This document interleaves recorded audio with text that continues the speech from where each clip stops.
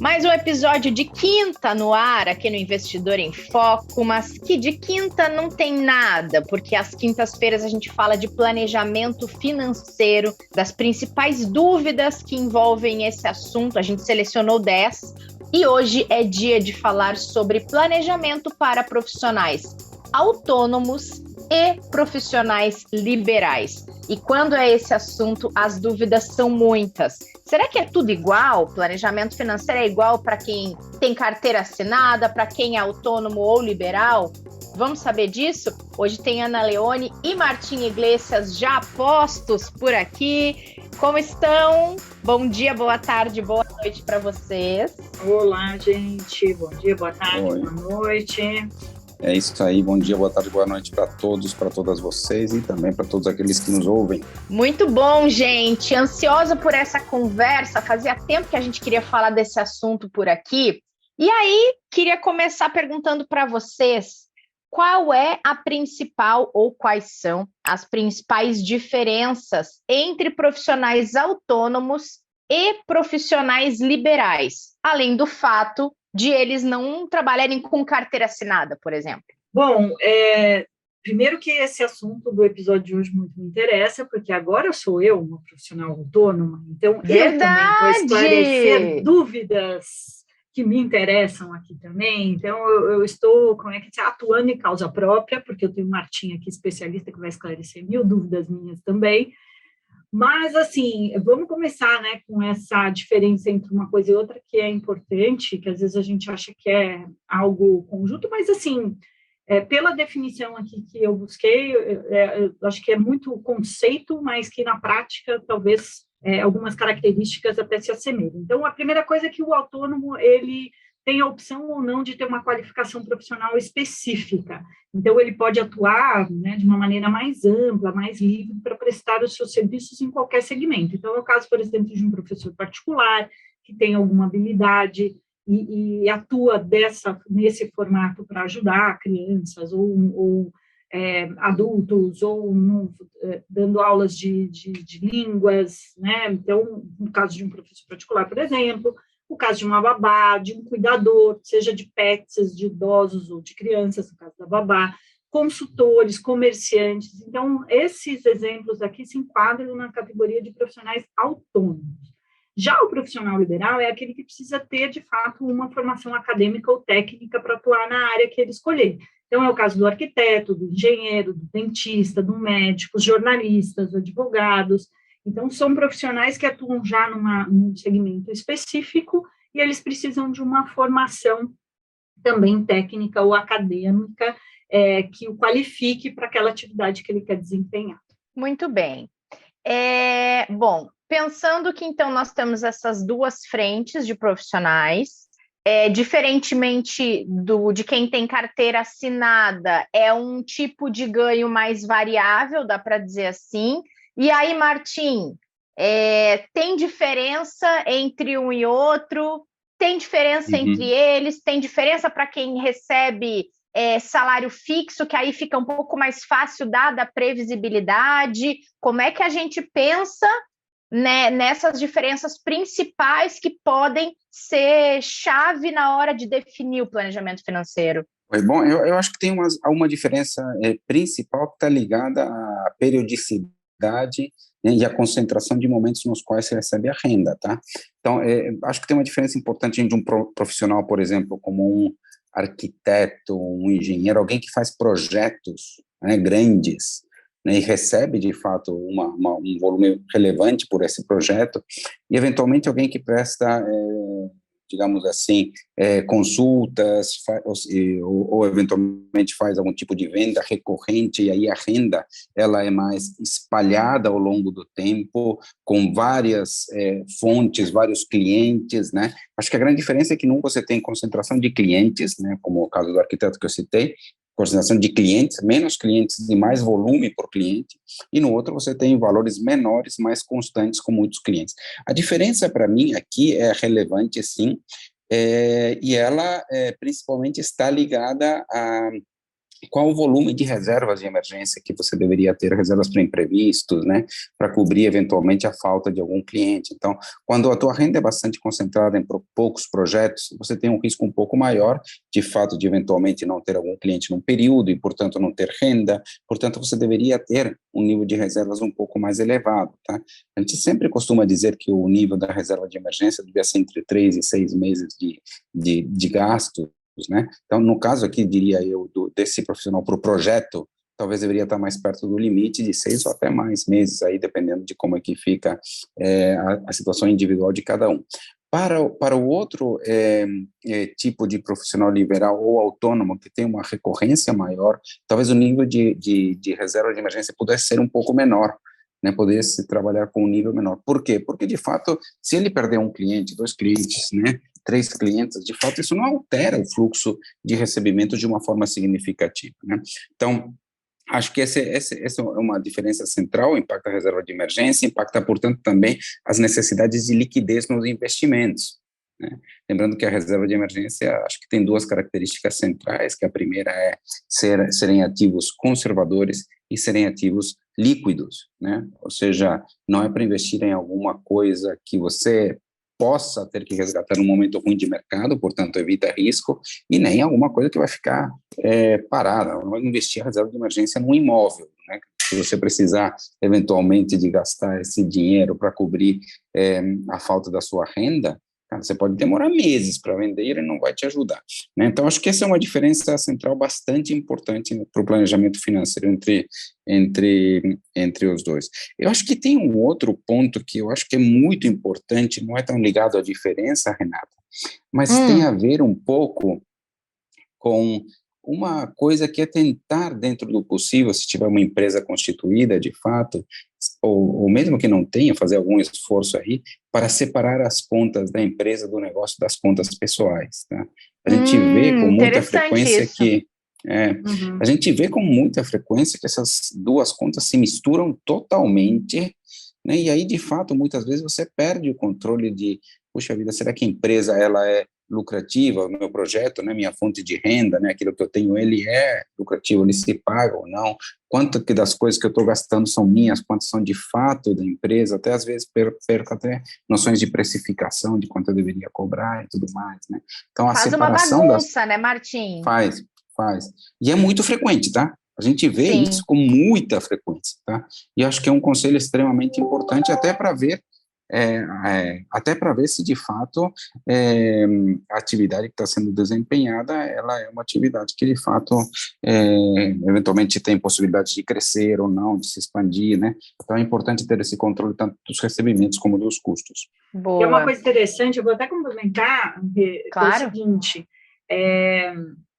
quando você mistura, você também tem uma sensação diferente do quanto você está ganhando, porque às vezes você vê lá um volume grande, né, de recurso dentro da conta que está ali misturada, só que você esquece, por exemplo, que no caso de um dentista, de um médico, ele precisa fazer investimentos, ele precisa pagar os custos da clínica, funcionários, uma série de coisas, e às vezes essa mistura toda perde a falar, putz, eu tenho aqui uma dinheirama, mas de fato o que ele tem é muito menos do que aquilo, e isso também precisa tomar cuidado. Mesmo quando as contas estão separadas, é preciso se organizar de uma maneira bastante eficiente para a gente não perder essa noção. Eu me lembro muito, minha mãe era comerciante lá quando eu era criança, e, puxa, tinha uma noção, né, a gente se sentia a pessoa mais rica do mundo, porque era uma coisa que entrava dinheiro, um fluxo de dinheiro grande, só que, assim, tinha que pagar mercadoria, tinha que pagar funcionário, tinha que pagar aluguel do imóvel. Então, o que sobrava mesmo era muito menos do que aquele volume que se apresentava ali. Então, só essa noção, sabe, do tanto que entra na conta, a gente pode perder um pouco da dimensão do destino desse dinheiro e entender que boa parte desse dinheiro, dependendo da profissão que se exerce, você vai precisar investir, né? Seja na qualificação, se a gente está falando, por exemplo, de um professor particular, que é um autônomo, ele vai precisar se capacitar, estudar, fazer cursos, isso tudo tem que tirar dinheiro de algum lugar, e isso é um investimento que ele está fazendo na carreira para poder melhorar a capacidade de renda dele.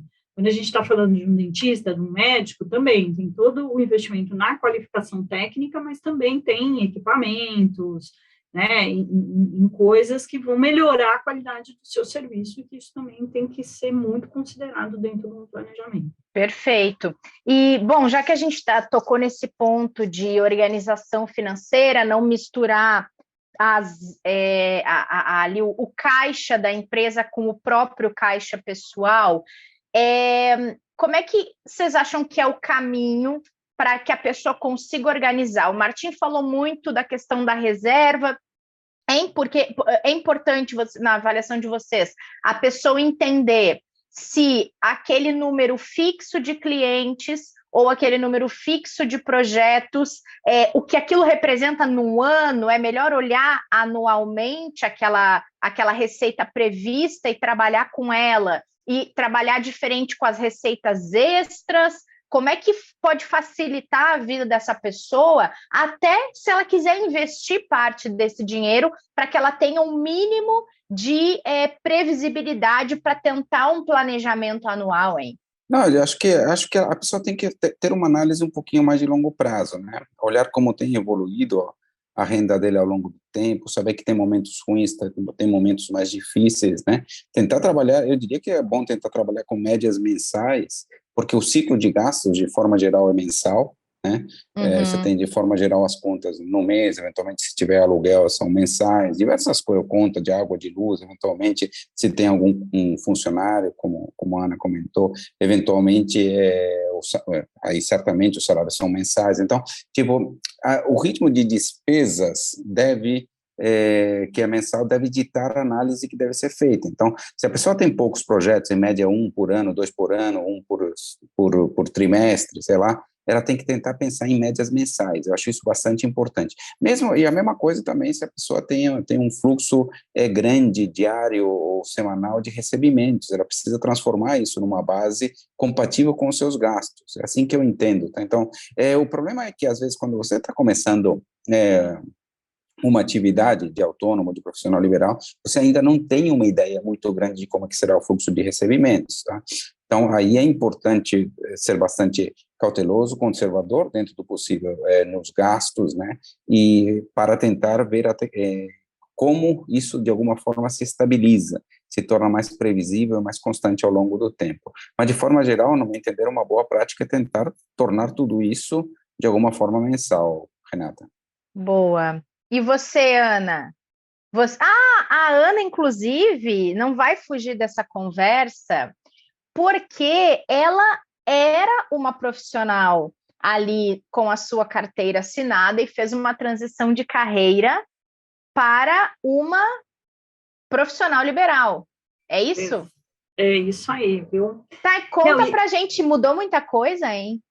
Mudou bastante, porque eu tive que reaprender a organizar minhas finanças. É um processo de aprendizado, porque eu acho que o Martim traz, essa questão do fluxo, da regularidade, se as pessoas já costumam se perder quando isso é uma realidade, em que você sabe lá que todo dia tal, o teu dinheirinho vai cair, seus impostos já automaticamente são recolhidos, você só tem um trabalho no fim, né, no começo do ano, de fazer esse imposto de renda. Então, você tem interações mais organizadas com a sua renda. Quando você passa a trabalhar de maneira autônoma, isso tudo se desconstrói, e aí precisa de um exercício de organização mais diligente. Então, para mim, está sendo um super aprendizado. Então, por exemplo, o ponto primeiro foi como eu defino o preço do meu serviço, do meu trabalho. Eu até escrevi um artigo no Valor Invest, porque realmente era uma dificuldade. O título é assim, olha, faça jus ao seu preço, deixando claro o seu valor. Porque a primeira coisa que eu percebo é que você confunde muito preço e valor. Porque muitas vezes, um profissional liberal, algum projeto que a gente esteja desenvolvendo, o tempo que aquilo vai te requerer é muito pequeno, né? Mas, se, por exemplo, você começa a calcular seu preço a partir das horas, talvez você não chegue a um valor que seja justo pelo aquilo que você está empregando no que você vai entregar para o seu cliente. Então, esse texto, eu conversei com alguns profissionais liberais, com alguns autônomos, para entender como eles definiam o preço do serviço, do trabalho deles. Esse, eu acho que é a primeira descoberta que um profissional tem que ter. E tem que ter um critério, porque há uma diferença muito grande. Até tem a definição do Warren Buffett, que eu gosto muito, né? Preço é o que você paga, valor é o que você leva. Então, às vezes, um médico, se ele só olhar no consultório do lado quanto está cobrando a consulta e ele praticar o mesmo preço, talvez o valor dele seja diferente, o que ele está entregando, a experiência que ele está entregando para o paciente é diferente do consultório ao lado. Então, o primeiro ponto para mim, e eu acho que para muitos profissionais que começam a carreira ou fazem uma transição como eu fiz, foi a definição do preço do serviço. A outra coisa também, que é um desafio, é você definir ali até o status da sua empresa. Então, eu tenho uma empresa, o meu marido já tinha, né, uma empresa, e eu era sócia, e agora eu estou usando bem a empresa. Então, qual é a definição do serviço dessa empresa? Como que você vai registrar ela? Se ela vai ser se você vai registrar ela no regime do Simples ou algum outro regime tributário, como se dá o recolhimento de impostos. A gente sabe que há uma informalidade muito grande nesse tipo de trabalho, né, seja autônomo ou profissional liberal. Então, isso é uma consciência até que esses profissionais têm que ter da importância do recolhimento dos impostos. Por mais que a gente não goste de pagar imposto, essa é uma certeza que a gente tem na vida, como dizem por aí, né? E quando a gente está falando do imposto de renda, significa que é um imposto que, né, até bom de se pagar, porque significa que você está tendo uma renda. Então, o recolhimento de impostos é uma outra disciplina super importante. Aí você tem que ter uma contabilidade, né, para isso. Então, é um outro trabalho, outro serviço aí que está incluído nesse elenco de coisas nesse novo mundo que eu tive que incorporar na minha vida. E, por fim, eu acho que é daí, de fato, organizar as contas mesmo. Então, eu tenho receitas que são recorrentes, por serviços mais regulares que eu presto, eu trabalho como conselheira de administração profissionalmente, então isso dá uma recorrência de renda, mas eu também trabalho por alguns projetos, eu trabalho para projetos que não são remunerados, mas que são importantes e eu considero como investimento para essa nova fase de carreira. Mas eu acredito que para mim está sendo um super aprendizado. E olha que, né, eu sou do rolê aqui, né, trabalho com finanças, mas ainda assim é um novo aprendizado, né, desde a emissão de nota fiscal, sabe aquelas coisas bem burocráticas que você nunca imagina que tem que fazer? Mas é uma coisa bacana, porque você passa a ter um pouco mais de detalhamento da sua vida financeira, porém não deixa de ser um desafio. Acho que essas dicas que o Martim trouxe são fundamentais para esses profissionais. A gente tem que ser mais diligente, a gente tem que organizar melhor as nossas despesas, reservar um espaço para investimentos. Então, mesmo que eu não tenha estrutura, eu tenho um assistente, né, mas que eu não tenho uma superestrutura, eu não pago aluguel, porque eu trabalho de casa, etc. Ainda assim, existem investimentos importantes a serem feitos. E nas finanças, a gente precisa organizar isso bem, né, no planejamento, está muito claro, para que eu consiga continuar evoluindo dos meus serviços prestados, mas também consiga ter uma renda, continue aí recolhendo meus impostos, contribuindo para a Previdência, que essa é uma dúvida minha, Martim, essa eu mando aí para você. Vale a pena ainda continuar contribuindo para o INSS, mesmo agora eu trabalhando de uma maneira autônoma? Não, eu acho que sim, viu? Eu acho que é importante, sim, acho que você já contribuiu uma quantidade importante de anos, né, para o INSS, para a Previdência. Entendo que talvez não faltem tantos anos aí para cumprir o limite mínimo de contribuições, né, e provavelmente, eu te conheço, você deve estar você pode, digamos assim, conseguir um nível de previdência perto, ou pelo menos bem mais perto do teto. Então, com poucos anos, ou relativamente poucos anos de contribuição adicional, você poderá ter uma renda. Aí vai ter que esperar, de fato, a idade. Aí falta um tanto para chegar na idade de começar a receber. Ainda. É engraçado que são poucos anos de contribuição, mas 40 anos para chegar lá. Mas tudo bem. Enfim, a minha contabilidade é diferente, entendeu? Tá bom. Mas tem outros benefícios também de contribuir para o INSS. Por exemplo, o abatimento do imposto de renda e contribuições em PGBL Por exemplo, se você faz a declaração completa, ele só consegue ser feito se você está vinculado ao INSS, seja digamos assim, contribuindo ou seja recebendo, precisa ter esse vínculo, tá? Então, é outra coisa importante, isso aí pode trazer benefícios fiscais nos investimentos também. Então, eu recomendo sim continuar, né, sim, continua contribuindo na hora em que, até o limite de contribuições legais, né, aí você completa o prazo, espera a idade e começa a receber a renda. Eu acho que é algo importante sim, viu? Olha só, eu não sabia disso, que tinha que estar ligado ao INSS para ter o benefício fiscal. Muito bom. Tá vendo como esse podcast ensina, minha gente? Viu tá só, Ana Leone? Ensina até para quem ensina. Até você tá aprendendo por aqui. Muito bom. Mas muito bom, gente. Acho que dessas lições que vocês trouxeram aqui, a questão do INSS super importante, entender as fontes de renda que a pessoa tem e tentar transformar aquilo numa divisão mensal para que ela consiga ter uma visibilidade do mês em relação ao que está certo que vai entrar e as contas que ela tem que pagar, dividir os caixas da empresa e o caixa da pessoa, para que ela não faça uma bagunça com aquele dinheiro que entra, sendo que parte dele vai para pagar despesas, investimento e também pessoal, aluguel, essas coisas todas. Acho que essas dicas principais que eu anotei aqui, elas podem ajudar bastante ou quem está fazendo transição de carreira, ou quem já é autônomo, já é profissional liberal, mas está com dificuldade de gerir seu planejamento, né? Porque, de fato, tem muita diferença entre esse planejamento para quem tem ali, como disse a Ana, só que sai todos os impostos já no mês, na hora que a pessoa recebe, e ela só tem que pagar o imposto de renda lá no início do ano, né?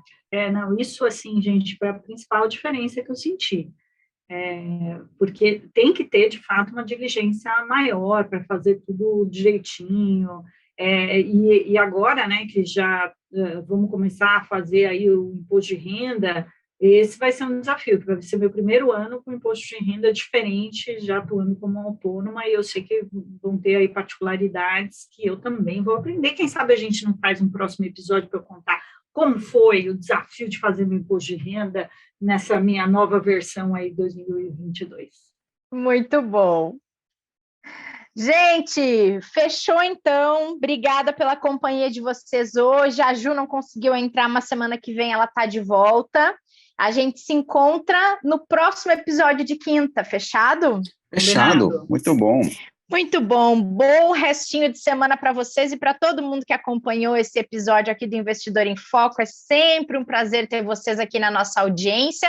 A gente segue às quintas-feiras com essas dúvidas de planejamento financeiro e na próxima terça tem mais episódio novinho para vocês nas plataformas de streaming. Até lá!